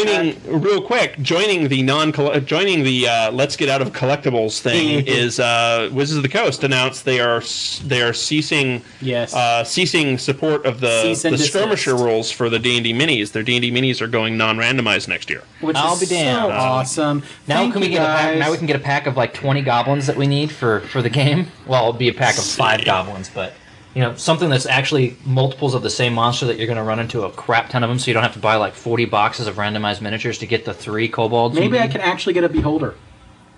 Maybe I can actually get a beholder. You still don't have a beholder? No, I want a freaking beholder. But guess what? I can't get a beholder because I have to buy 20 different packs that are randomized, and I'm not buying an individual beholder. Because they're like freaking $40. Expensive. I don't know if they're 40, but they're ridiculous. That's all that really matters. They're ridiculously priced. Yeah. And beholders are something that adventurers commonly run into. Screw that! I'll take it. I'll put it on my desk at work. I don't care. I just want a beholder. Well, the funny thing was, is you got the. I got Tiamat, the first big pack. box. Yeah, the first big pack I bought. I called Tiamat. It was a giant spider, and I'm like, Tiamat. Sweet. On his first box. Yep, The rest and that of us, happens. Like, didn't even bother to try. Stupid beholder not being in boxes. I'm sure they'll fix that. Next time I'm gonna send I'll just have Robin pick a box. She'll have more luck at it. Yeah. Gotta pick the beholder box, honey. Never mind. Tell you later. Essentially, what we're talking about is Wizards of the Coast announced. Let's see, Thursday, October 23rd, D&D brand manager Scott Rouse posted some more details. Wizards of the Coast has chosen to concentrate its D&D Minis creation effort on an accessory line optimized for D&D role-playing game use. Thank God. November's release of Demon Well will be the last set that includes skirmish statistics. They'll continue to update all miniature stats from previous sets to the current D&D miniatures rule set as promised, with the conclusion of that process scheduled for mid-2009. In addition, official sanctioning of the D&D miniature skirmish events will cease right after the D&D experience in February. In other words, they're not going to support D&D skirmish anymore after February of next year. The skirmish game has made many dedicated fans, and we appreciate the years of enthusiastic support that these players have shown into the line. But we're saying sorry, so long. We're not making any new rules. It doesn't mean you can't play the game still. Still funny. It's not like computer games where you have to activate them online now, and if the company decides 5 years down the road, so sorry, we no longer want to support that game. You can't actually activate I'd look at Wizards' website, but their site is down. Really? Yes, their service is unavailable. You're probably thinking of DOS. Basically their initial release says the D&D players. They've received a tremendous amount of feedback from fans regarding D&D Miniatures line and have made some exciting changes for 09, Scott Rouse said. As part of our continued dedication to meeting players' needs for making gameplay more fun, we're changing our approach to the Minis product line. The D&D Minis Player's Handbook Heroes and the Dungeons & Dragons Miniatures Monster Manual series will be available starting in spring of 09. Thank you. Addressing demand for more PC Minis, the D&D Heroes line features high-quality miniatures representing iconic player character races and classes described in the Player's Handbook and Player's Handbook 2, allowing players to find a miniature that best represents their PC. The Monster Manual sets are designed to be what every Dungeon Master and D&D enthusiast needs to create riveting adventures and exciting encounters at all levels of play, and will include monsters of various shapes and sizes.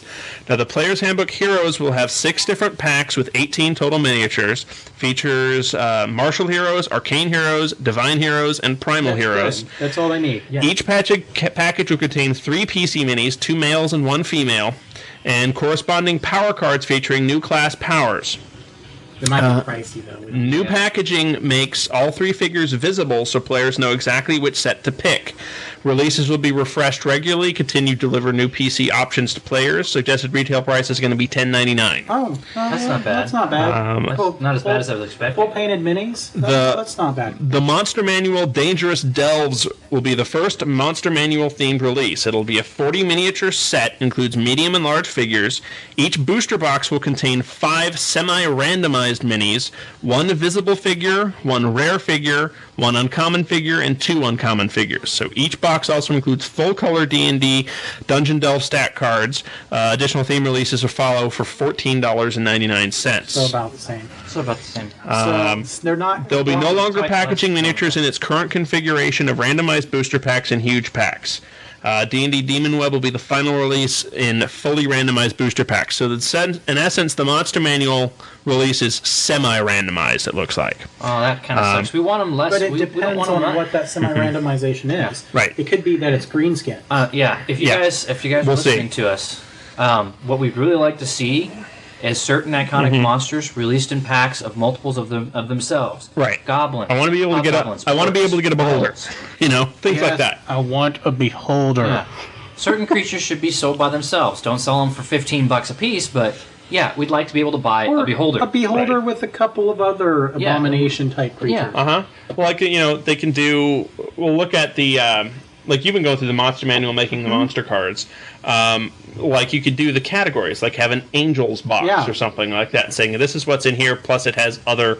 I would like it to have an idea. Saying this also has goblins in it. It's like here's our goblins box. Here's the big chief nasty goblin, hobgoblin, whatever, or bugbear. Or you have, and then you have other hobgoblins. 5 other random hobgoblins. I would be 100% fine with that. Yeah, because at least you can put any goblin on the table and Like, say, I need yes, he has a some bow, goblins tonight. But Bunk, bunk, who cares? His weapons don't match. That's fine. But at least he's a goblin. Instead of this marshmallow is. I will also point out that Reaper has started to listen to us at least too. They've started putting out 3-packs of their 3-packs of their. I don't remember, but they started putting out 3-packs of goblins and stuff like that.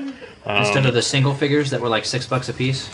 Yeah, or actually they were more like $5 a piece, depending on how big the figure was. The skeletons were $5.99 a piece because I looked at them and I was like, oh. Yeah, those were not acceptable. No. Yeah, I looked at it and said, I'm going to use my Warhammer skeletons and just. Yeah, you paint some. You go. I do 2 little strokes: white, silver, or gray for the weapon. Actually, I do a little bit more than that. I go white, and then I go bone white. I dry brush bone white, and then I paint the weapons. Yeah, and they look like they're kind of aged bone. But it looks like they've reduced the price on a lot of their stuff. Now they're maxing out at about $5. Okay. They're That's new, nice. like they just put out a new zombie that's $2.50. That's not bad. Though I still would rather have a pack of zombies. Yes, me too. Yeah. I want multiples of figures. Most of the monsters we use, you never fight them by themselves unless they're big. Like a minion pack would be awesome. Instead, we're going to be making our own minions. But it looks like what they're doing is using some old molds. Because I'm seeing some minis in the line that are actually look like some of their stuff from like their Warlord series. They're like the metal minis, mm-hmm. but they're plastic. But they're pre-painted plastics. Cool. That's cool. Reaper. Yeah, the Reaper metal minis are very nice. I haven't run into a lot of flashing problems on them either, which some people complain about. We like the Reaper minis. Yeah, but for individual models, they work nice. We're trying to work on my gods right now, and we're using Reaper minis. Mm-hmm. Yeah, the Reaper minis are. I mean, in our very first show, I think we did or one of our first couple shows, we did a big review on Reaper minis, and we went off and on about how awesome they are. So they are. Though actually, with Warhammer going to plastic, they're going to be a little bit better. They're still pricey. Yeah, but I mean, they're getting a little. They're not getting any better. What they're doing is they're actually reducing the sizes of the packages, and the prices is being modified for the size of the packages. So you don't have to buy I need 10 skeletons. I don't need 40 more skeletons for my army. I need 10 to flesh out a unit. I can buy 10 skeletons. Yeah. What I spotted, they started selling 3 packs of skeletal archers. orc spearmen, and they're about let's see, the archers are $5.79. The orc spearmen are $7 for 3 of them. That's not bad. That's not bad. So depending on how bad the paint. It's like those are the only ones they have so far. It's the only ones I'm seeing readily on their website. But they're getting better, and as long as they stick with it, I think it'll be cool. They got a big purple worm now for $7. Really? Colored? Mm-hmm. Oh, that's cool. Actually, that would be useful. How about a beholder? No, they can't do a beholder. Yeah, well, they can't do a beholder. They could It's do intellectual property. They could do a creature with multiple eyes. They could do a creature called an evil eye. That's not bad. Oh, that's pretty good. But they do have mind flayers. Something that looks like Actually, mind flayers. that would be cool. For pre-painted. They're cheap. What is that? There's like a worm that looks like kind of like that in D&D. What's that thing Purple called? worm. Purple worm? Yeah. Is it actually just called a purple worm? Yeah. This is, I believe, their version is called the Great Worm. Oh. But it's yeah, a purple worm. It's purple worm. I mean, they're not bad. The paint job actually looked fairly decent for a pre-painted, pre-painted plastic mini. I mean, some of the pre-painted jobs are really good. I mean, you look at the WizKids products, and they were exceptional. They have a mind flayer with a staff for $5 now. He used to be like $8 by himself. They brought their prices down a bit. Yeah, and so it sounds like, I mean, Reaper. It basically means we're getting a lot of good. We're getting a lot of good basic stuff. That's what we need. Yeah, we got Skeleton Swordsman 3 for $5.79. The most ridiculous thing is not having Spearman basics. 3 for $5.79. You know how hard it is finding just 3 hobgoblins? orcs with scimitars $6.99. 3 orc archers $6.99. Spearmans 3 for $6.99. Yeah, it's really hard just finding one specific monster, multiples of it. Yeah, and simple monsters. We're not talking like how many. I don't know. I just, it annoys me. And there's those the bag of skeletons, bag of goblins, bag of hobgoblins things, but they're not painted. And the only issue I really have with them, with the Reaper pre-painted stuff, are the bases. Yeah, the bases suck. Well. You have to pretty much put them on their own base. You have to put them on a circular base or use a Warhammer base or something like that. Other than that, they're not bad. But speaking of Warhammer. We've been playing Warhammer lately. I've been getting my ass handed to me in Warhammer, I think is the correct term. We've been playing, Warhammer Mighty Empires? Yep. Yeah. The only person who's been doing well is Ethan right here with his Army of Chaos. Surprisingly, Chaos has been doing well, which is a new experience. I'll be transferring to the new system soon, though, so to the new book. I should be getting that probably end of this next week. So. Yeah, with the fact that the Hell Cannon is now how much? 100 and some odd points to field? No, it's not that cheap, but it's actually fieldable in a smaller army now. Yeah, it's just crazy choices.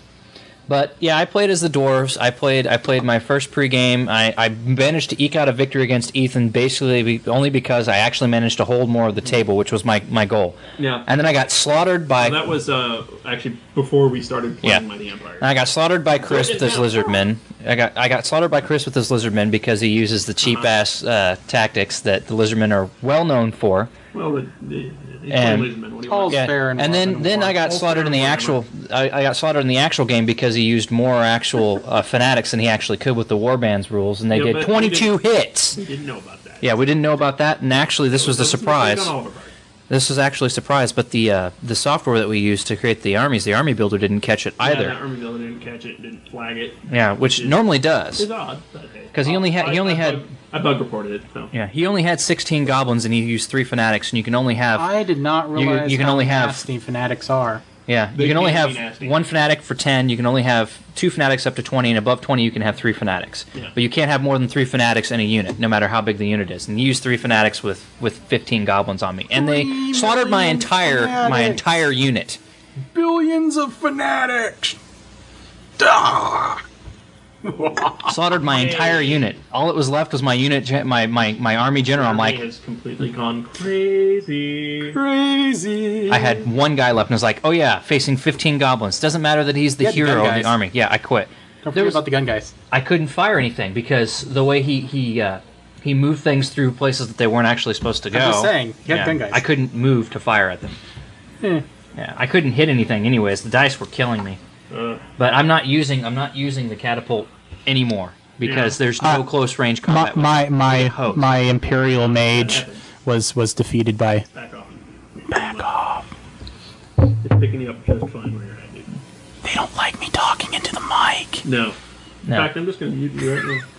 My Imperial Mage was destroyed by a horde of chaos, and he wandered off into the wilderness and is now insane and slowly building a necromantic army, undead army, which will soon cross the land and destroy everything in its wake. But in the meantime, yes, I believe in the meantime, got about 4 rounds in it, and or actually we're about to start the 4th round. 4th round. I have an Imperial engineer with exploding pigeons. That is the most awesome thing in the world. Yeah, I made boots out of the lizard men last time. Well, that's what you do with lizard men. Yeah. So the tide of chaos is wiping across the land. Exploding pigeons. That's all I gotta say. It's true. Exploding pigeons. Which is really cool. I'm just gonna. All I gotta say: 10 chosen Chaos Knights of Zinc. God, they're impossible. Yeah. No. Smaller groups can be taken. We know this for a fact. Yes. We had one Ogre Kingdom's Iron Guts stand up to like 3 horsemen for 4 rounds before running them off. They weren't chosen knights. Yeah. I am waiting for. But he finally ran them off and ran them over and killed them. I intend to hire those ogres. I am waiting for a like that ogre direct. right there. No, I don't care about those. That ogre right there. I am waiting for a direct mortar hit though. Yeah, when that goes off, that's going to be just nasty. to see what happens. Well, it did hit. Your mortar did actually hit my chosen. Yeah, but knights that was a last time, side. That was a wasn't side good hit, and they sort of looked at you. And went, is that all you got? That was a side hit. A direct hit is a much better. Yeah, direct hit will do a strength 6 hit on the guy underneath. Anyway, so basically we're playing Warhammer. Yes, we've been playing a lot of Warhammer. We've been having a good time with it too. Yeah, even though I've been absolutely massacred in every game I've played, pretty much. Play to have fun. That's what you need to do. I'm playing with the ogres now because the ogres, the whole goal of the ogres is to eat as many people as you can before they get killed. Yes, so it's quickly turning into a chaos game. Yes, it is, and that's another reason why I'm playing the ogres, because the ogres will work for the army that pays them the most money. It's true. Cha-ching! Yeah. And the army that has the most money right now is, what do you know, Chaos. Me, yes. Let's go kill some Empire dudes. Have fun with that. Yeah, this next Friday is not going to work, because it's Becca's birthday, so. Yeah, we've been having fun with it, though. Maybe the Friday also after having fun, speaking of Warhammer, is Warhammer Online. Yes! I've been having lots of fun with it. If I had more time Jeremy to play. can't have fun with it because his computer doesn't like running it. His computer's not fast, strong enough to run it. Yes, unfortunately. Warhammer Online does take quite a bit of effort. I'm having a heck of a lot of fun with it, though. So I have fun with it, I just never have time to do it. Yeah. Entertaining, fun stuff, falling into the online craze. We're just going to stick with WoW for a while until our accounts expire and then not worry about it. Yeah, it's probably a good way to go. Yeah. Or I we just couldn't might figure do out our accounts again. I don't know. I couldn't figure out when they did the thank you thing where everybody was doing wah, the wah sound. I couldn't figure out why everyone was just like, wah! I'm like, no. You gotta get the voice down. You gotta do it like they do in the game. Whoa! No one was doing it. It's like, come on, you guys can do it. It's not that hard. If I can do it with my crappy voice, those people with nice voices could do it much better. I want to point out our actual play feed is live, has been live for a few months now, and is wildly popular. We've been getting lots and lots of hits on that. We get at least about 100 hits on it a day. Same person. 100 normal subscribers usually right now. I think we just broke that as an average. So hooray! One person downloading it 100 times a day. Yeah. Hey, whatever. I don't care. Hey, it shows up as 100 hits. That's still cool. We have been playing. A lot of D&D. Jeremy transferred his game over to 4th edition. Mm-hmm. I'm running the Cell Swords of Punjar on occasion once a month. My brother is just about to. Hopefully, we're going to start finishing up the Keep on the Shadowfell. Andre, we've been playing 3-Point Andre. Yeah. D&D 3-Point Andre. And he's been running the Wizards College game, which has been fairly popular on the feed. Because it's amusing as hell. It is amusing as hell. And you get to hear me butcher a British accent through the whole thing. It's great. So far, I haven't completely pissed off anyone from Britain yet. Although our 8th Pagan guy, hi 8th Pagan, we love you. Yes. He has emailed me and said he should be offended, but he's probably amused. He's amused, so that's good. At your Halloween party, we played some Last Night on Earth and Betrayal at House on the Hill. And of course, I got slaughtered in both games because it seems like I got picked on. We won the first game. We won last night on Earth. We were the zombies. Yes, but my zombies were the ones that got killed. They killed one of your zombies, and they killed like 4 of mine. Doesn't matter. It's like, haha, Nathan, die! Zombie unity, we won. Yeah. United we stand! United zombies stand, yes. Zombies, 8 people, did lots of nasty things. But I have to admit, I stood up a lot longer in combat than I expected to against the last guy. The Betrayal. We did throw down a game on a Sunday with my Sunday crew. We did throw down a game of Talisman once, which took bloody forever. It was fun, except the end just kept going. I won. I killed everybody. Really, once you get the crown, unless you're right there, you need to just stop. Talisman's a lot of fun, but it's very random. Very, very random. But I was the thief, and I got Crown of Command finally and obliterated everybody. Not just he was an evil thief. I was a horrible evil. I was a neutral thief, and then I was an evil thief. We had a Halloween party last night that we were that we went to, and it was great fun. I dressed up as one of the immortals from the 300. The Halloween store in our area was like 50% off, and so we got the costume for like half price. And the costume was pretty nice. And apparently I won an award for like the scariest costume. And I was like, scariest? I wasn't that scary, was I? It was probably the real sword strapped across my back that everyone was frightened of. Like, oh god, he's got a real sword! Although at yours we had the scary Sarah Palin. So. Yeah, that was the scariest costume we had at our party. Palin. We had a Sarah Palin. Yeah. Nazi Palin? Is that what we've heard her called around here? Hey, that's what I like to call her. Actually, I heard someone else call her that too. Politics because, well, we're in Kansas and yeah. we might get lynched. Yeah, it doesn't matter what we vote here because the state's going to vote to Republican. So we might be able to make it into Missouri to safety. Yeah. No, I just pretend my vote counts. Well, I'll still vote. I'm still voting. I voiced my opinion. I've already voted, so I'm just going to say it. I'm going to vote for the one that's not insane. See, by the time this is out, we will. They're all insane. No, I'm going to vote. By the time this is out, we will have a new president. That's all that really matters. Yeah. Hopefully, we'll have the good one and not the dumb one. Sort of. That doesn't take really. That for what you want. That doesn't really help. No. Yeah. You really just want a do-over. Really, do-over. I am all for Bruce Campbell. Bruce Campbell. Just nominate Bruce Campbell. Or Arnold. Write in Bruce Campbell. Or Arnold Schwarzenegger. This is after you. No. Write in Arnold Bruce Campbell. Schwarzenegger, because Arnold Schwarzenegger is going to turn into Running Man. It really would turn into Running Man. That would be awesome. I don't want Schwarzenegger being president. Oh, vice president at least. Running Man. I was elected to lead, not lead. Elected to lead, not read. Sigh. You want to make this law? You have to survive past this, Running Man. That would be awesome. All right. Is there anything else we want to throw out there right now? I've been playing around with old computer games. I've been playing Fallout 3. It's not really an old computer game. Well, I haven't got to the old computer games yet. I've been playing around with Fallout 3. For those of you out there that are curious about the game, the easiest way to describe it is, hey, it's Elder Scrolls Oblivion with guns and lots of foul language. Sweet. That's it. I haven't found any differences. Some of the problems I've had with the game, of course, are the fact that you kill a guy and take his gun. It's like, oh, the gun does 2 points of damage. You shoot a guy, his health bar moves 1 notch. He shoots you with the same gun that you just got from his buddy that does 2 points of damage, and he does like 30 points of damage. And when you kill him and take his gun does 2 points of damage. Maybe you're just softer and squishier than he is. I don't know, but I'm level 13. I have my gun skill maxed out at 98, which is as high as I can get. At long range with a pistol, I have like a 95% chance of hitting someone when I do the VATS system. I still miss every shot. Maybe they're just that good. Every shot.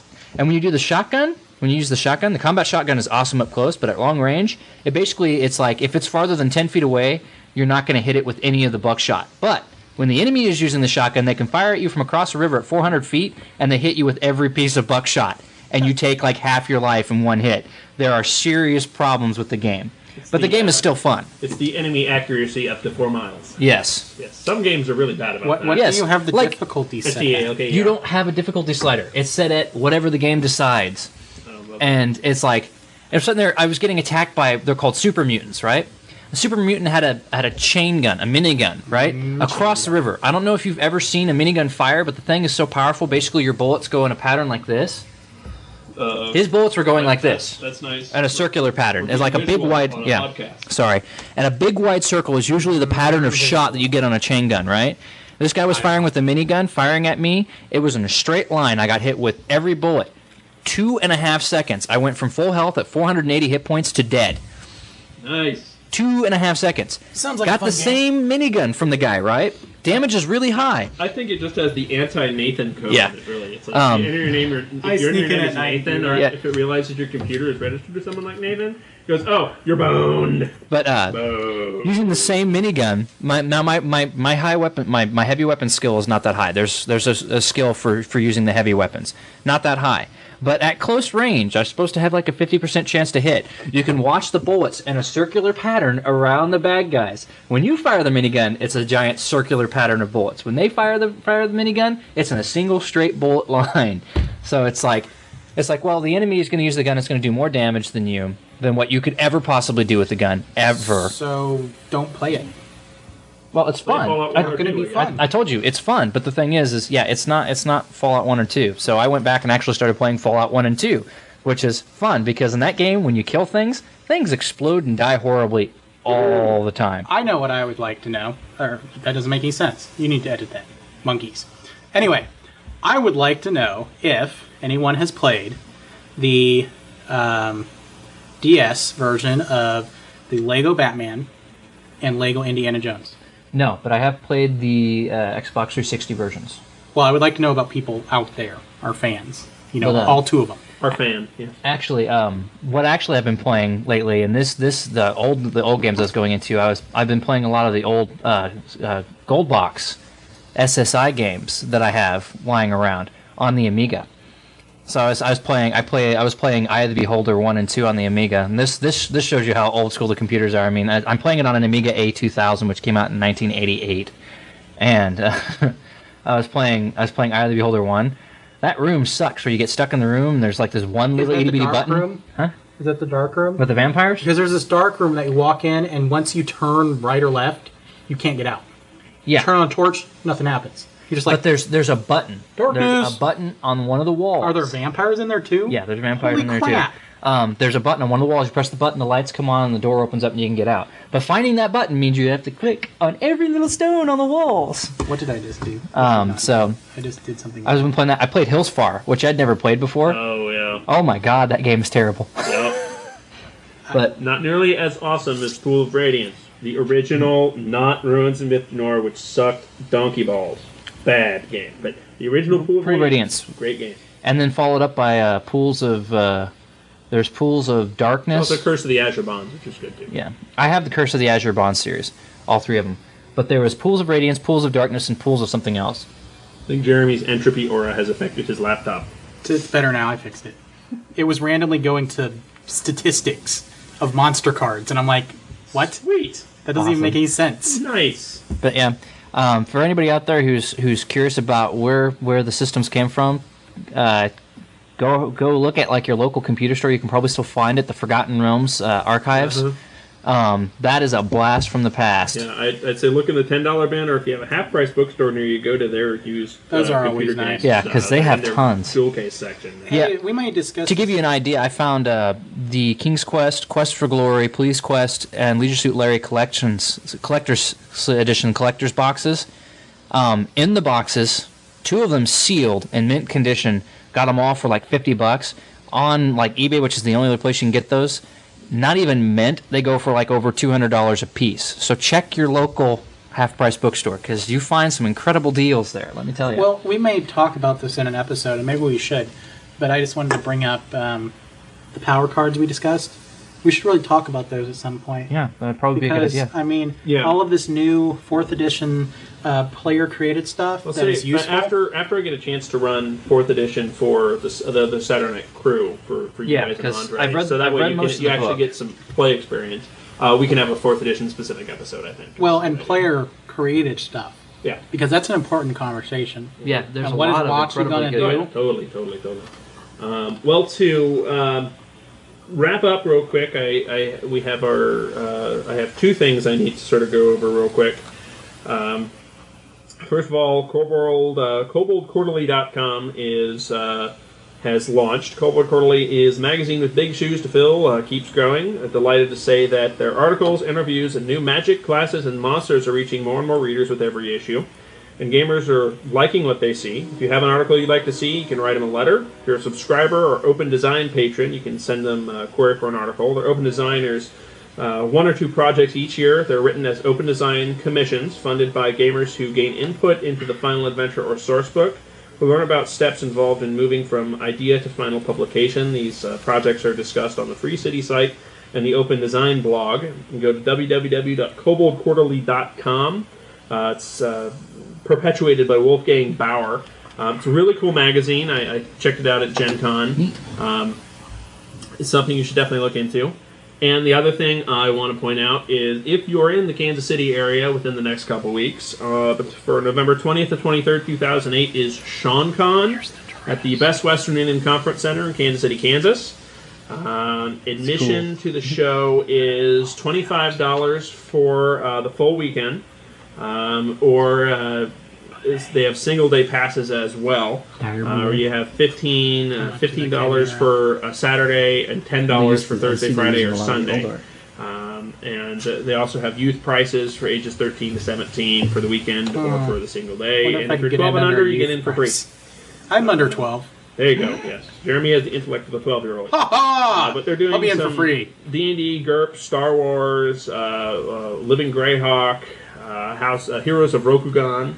They're doing some board games like Kalis, Settlers of Catan, Formula Day, Carcassonne, Lord of the Rings, Puerto Rico, and a lot of others. Their special guests this year are Aaron Williams, creator of Nodwick. He lives in this area. Oh, really? He does Nodwick PS238 and Full Frontal Nerdity comics. That's kind of cool. He also going to be there is Sterling Hershey, which is a Star Wars RPG freelancer for the D6, D20, and Saga edition. Author of the Force Unleashed campaign guide and the Star Wars miniature scenario designer for Wizards of the Coast. Find out more information at www.SeanCon.com. SHAUNCON.com. I probably won't go to all of it, but I might go to a day when you're going. Yeah, I think we might go to go on a Saturday or something. The beauty about it is it's literally not too far from your guys' place. Yeah. So I mean, yes, still run your game on that Saturday because we're just up the street and go. Yeah. You know. No, but and it's local, so it's like we don't have to worry about hotel. Just only go, $10. hang out. You know, $10 a day. $10 for a day pass, isn't it? For $10 for a day pass, $15 for a Saturday pass. Yeah. And really, it's like so I could go Sunday and it would be $10. Uh-huh. Oh, yeah. I might do that. So it's like it's local. If we go, you're out. You know, sit down, have fun, play a game, play a board game, whatever. Yeah. And it's local, so it's like okay, if we have other stuff to do, go do it. You're in Kansas City. Yeah. So.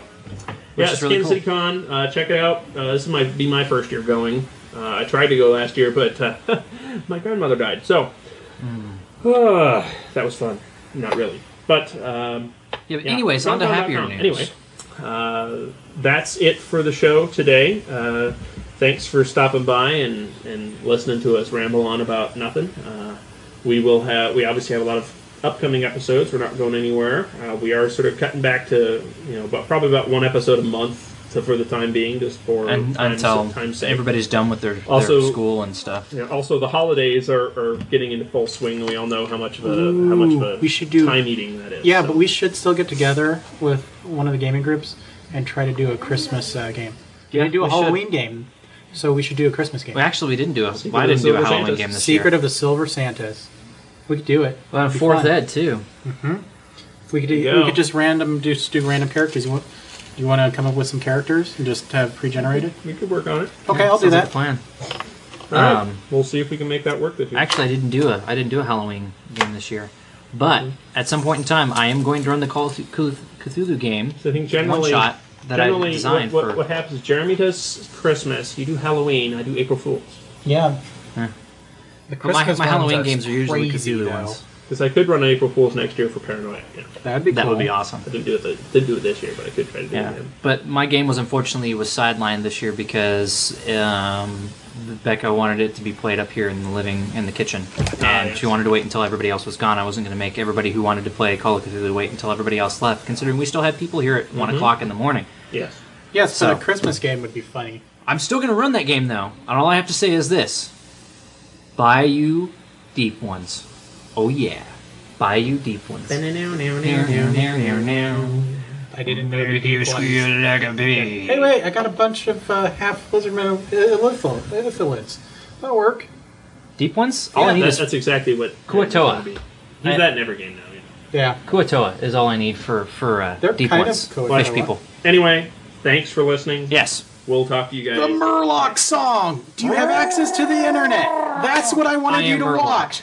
I Am Murloc. That is such a crazy ass song. I am go to more YouTube. than a fish. I am more than a man. We're gonna look at Murlocs and stuff, like Murloc pornography or something, and we'll see you next time. Take care. Murlocs. They eat Aquaman at some point. It's funny. I am king of the fish, but I'm not Aquaman. But I am not Aquaman. This concludes the broadcast from World Control.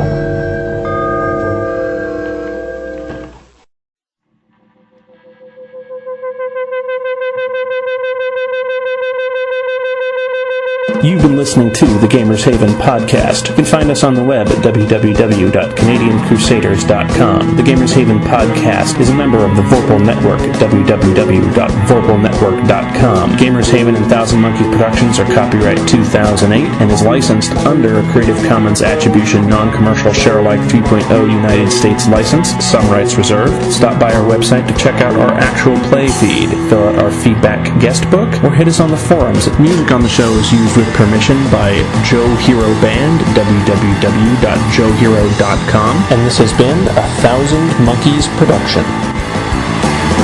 Friday night and we're headed for the